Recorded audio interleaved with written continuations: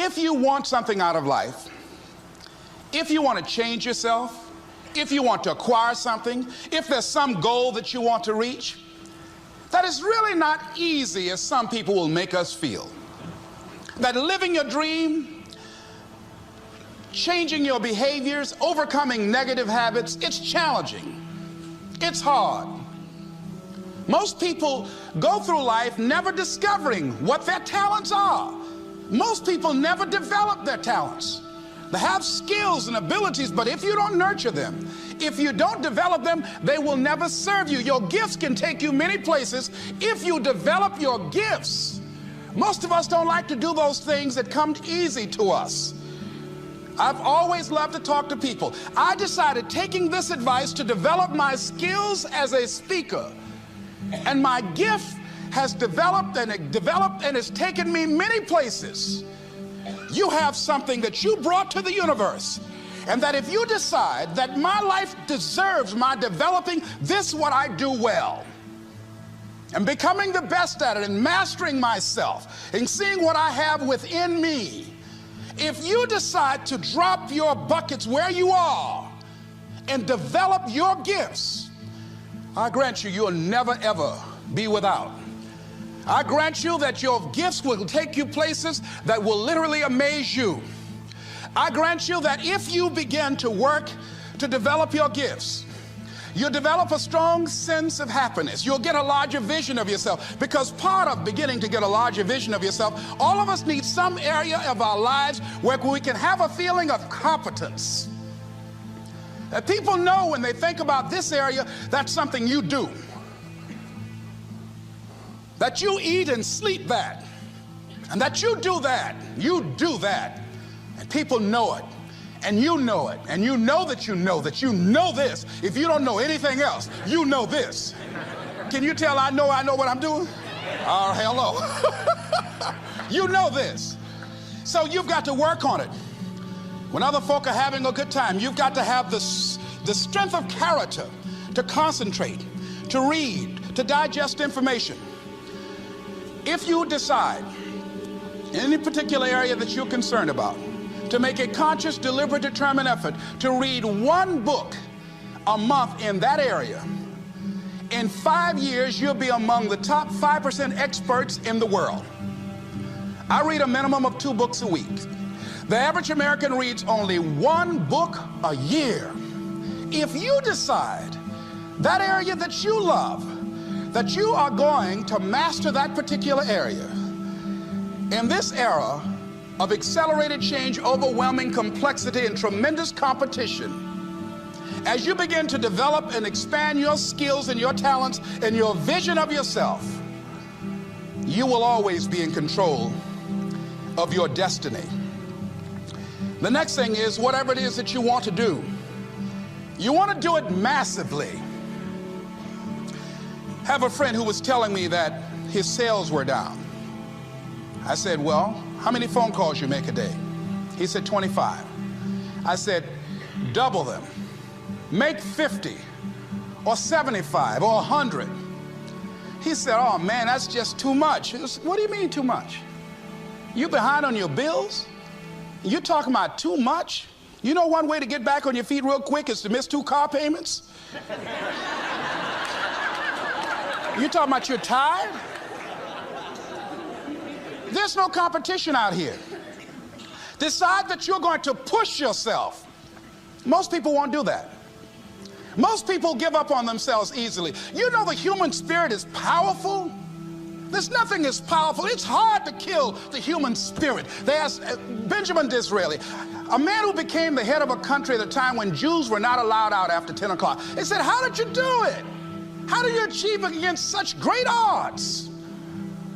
He said, nothing can resist the will of a people that will stake even their existence on the extent of their purpose for good. That when you have a made-up mind, when you decide that you want to do something, I was reading something the other day, he said, the power to hold on in spite of everything, the power to endure, this is the winner's quality. The hunger, the ability to face defeat again and again without giving up. This is a winner's quality. You have that quality within you. When you're hungry, you don't care about the facts. You don't care about the odds. Doug Williams played for the Washington Redskins, quarterback. John Elway of the Denver Broncos in the Super Bowl. Everybody was talking about Elway. After the Super Bowl, when Doug Williams made a historic passing game, they asked him, said, how were you able, in spite of all of the negative publicity saying that you couldn't win, how did you do it? He said, I ignored my critics. I just didn't pay any attention to them. I ignored myself because they kept on saying it so much. There were times I doubted whether or not I can do what I needed to do. There's a Doug Williams in everybody here. There's greatness in you. And you've got to learn how to tune out the critics outside and the critic inside. And since I'm going to do this, I'm going to harness my will. And I'm not going to let anything stop me. I deserve this. I'm going to do it until. And this friend, I told him, said, start increasing your calls. I said, I make 100 calls a day. I got a callus in my ear. My ear's kind of dark. You can't see it, but it's there.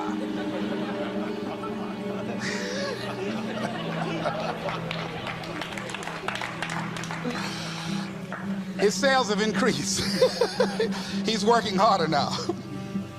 The other thing is that if you want something, you have got to be relentless. You've got to learn how to become resourceful. You've got to learn how to become creative. When crises strike in your life, and in the Chinese language, crises mean danger, but it also means opportunity. And this is an opportunity for you to grow. And you've got to be so relentless, regardless of what comes down the pike, that you're always looking for a way to get over, always looking for a way that you can break through, always looking for a way that you can win, always looking for a way that you can strike a telling blow. And pretty soon, I think there's some people watching us in the universe that say, wait, let's call a meeting over here. You know that guy Mustafa? Look at him down there. He won't stop. Just that fool don't know he can't get over. Look here. Why don't we do this? Let him go and let's mess with somebody else. Let him go on through.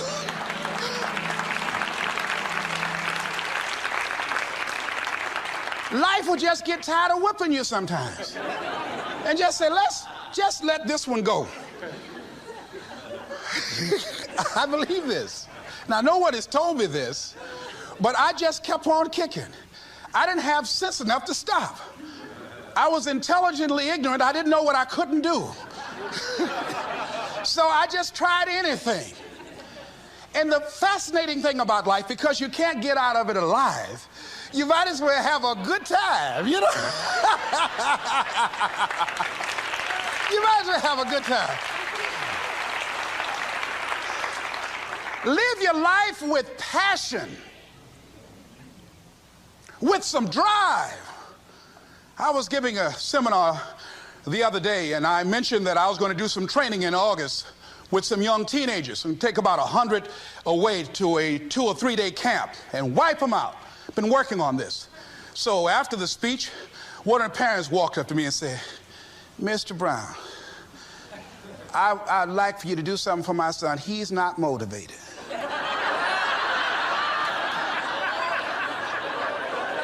I said, I wonder why.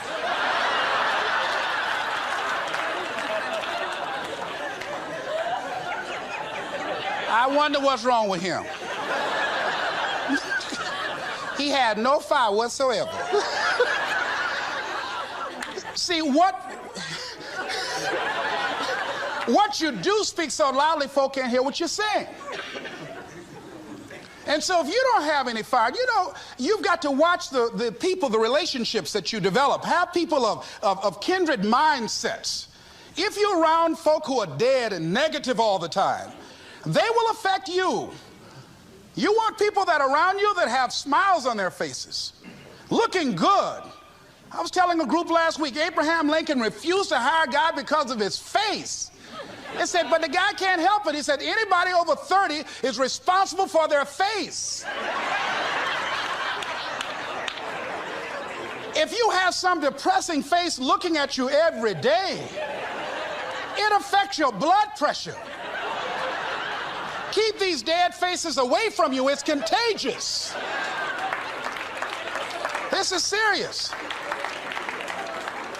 So you've got to watch your countenance, watch your face, have an uplifted expression, watch your body posture. All of these things affect you psychically. You got to be the kind of person that you are fearless. Fearless. Folk leave fearless people alone. There's some people walk through a neighborhood and every dog in the neighborhood would bark at them.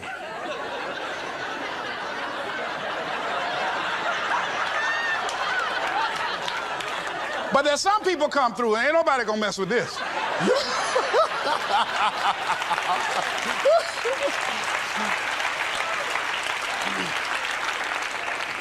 You are unstoppable. And because you are unstoppable, because you've got power that you haven't even begun to use yet, you owe it to yourself to release your brakes. How many of you have had the experience of pulling out of your driveway and you mashed on the accelerator and the car was just going, and couldn't move, and you mashed harder and it couldn't move, and then you discovered you had your emergency brakes on. And then you release those emergency brakes and it goes, choo! Have you ever had that experience before? Most of us go through life with our brakes on, holding back, not giving all that we have, not sharing all of ourselves. Most of us go to our graves still holding on rather than releasing it. What are some of those things that keep us from releasing it? Because of past experiences, past defeats, past pain. We look back, well, it didn't work out then. It probably won't work out now. Many people get confused their performances with who they are. I was reading Pat Riley, the coach of the Los Angeles Lakers.